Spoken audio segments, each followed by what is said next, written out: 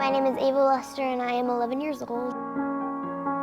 I remember seeing like shows and stuff where people have cancer and I'm like, that could never be me, and it's happened. So I feel like I've grown into my skin, like that I am much stronger than I thought I could ever be. I think she was born just spicy, like just had such a strong will, and I think, okay, that makes sense to me now. Like, it's really carried her through this of just like, I will get through this.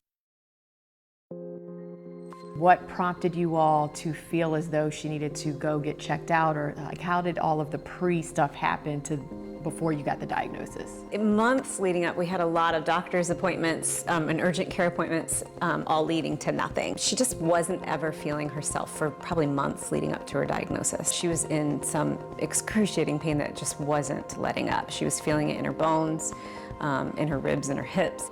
And then I started getting bruises, and I couldn't like answer where they came from. Like, I didn't know what happened. I wasn't being rough anywhere. So we went to the doctor and we told them all the symptoms, and when she saw the bruise, they said to go get a blood test, and all my numbers were off. Like, my platelets were really low and my white blood cells were like really high.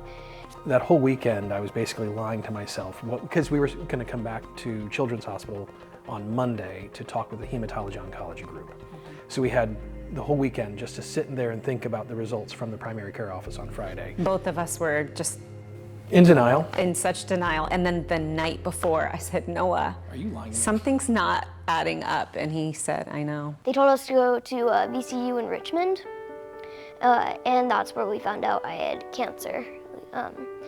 So they were telling us, like, your daughter has leukemia, and then my parents started crying, and I was really confused, like, what's leukemia, what's going on? And my parents told me that's a type of cancer, and I'm like, just really scared. Two things. One was interesting that they actually said the word leukemia, but they never actually used the C word the day of. So we actually had to tell the doctors, it was like, we need to let Ava know what we're actually dealing with, because she didn't know what leukemia Ava was. thought, okay, cool, we have a blood disorder, we got this, no big deal. So we had to say, well, let's say the word that we're not saying. And then also their confidence in their own protocol and their treatment plan and the prognosis that they gave us was, they said this is going to be a tough road, but we have great success, and they were very confident in their ability to treat her. So that definitely helped while you're also feeling like you're getting run over by a dump truck. What did you know about cancer at that point, or what was going through your mind? So I was just thinking, oh, wow, I'm just gonna go bald and just be sick and tired for a long time. I had no idea that this was gonna be like what happened. Like, I knew I was gonna be in the hospital maybe sometimes, but I had no idea what a port was. I had no idea what all the like numbers were, like platelets and hemoglobin. I had no idea what the heck those were. But yeah, I've learned a lot through this whole thing over the past year, and I actually do want to be a nurse practitioner when I'm older, so it's kind of opened my eyes to what I want to do when I'm older. But yeah, I just want to help kids in the future that are going through what I went through, because it's really tough. And so do you feel like you're a normal kid again? A bit. I'm getting better. I used to be like really nauseous and I could barely eat, and now I can actually eat full meals. And I'm actually being part of the family. We're actually having family meals again down here.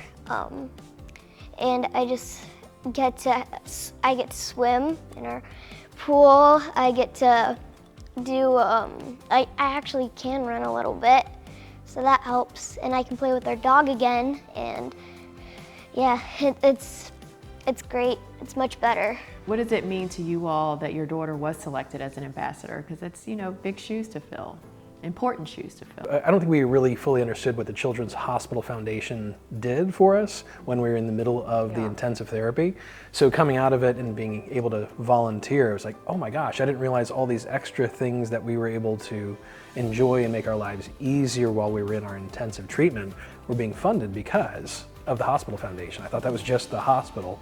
It kind of commingles once it gets down to the parents and the family. So being able to volunteer has been much more gratifying, I think, for all of us to be able to help raise funds and make sure that that continues for Ava's, kids like Ava and families like ours. It just makes me burst out with joy. It fills my cup, actually.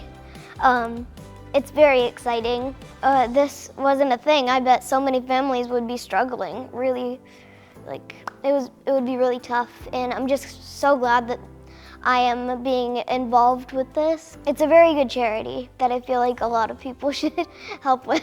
What do you most want people to remember about you as the ambassador? That I got through it, and that I survived, and that I want as many people as possible to donate to the cause and help as many kids as you possibly can. I could talk to you all day long. So could I. Remarkable. Thank you so much. Thank you for coming.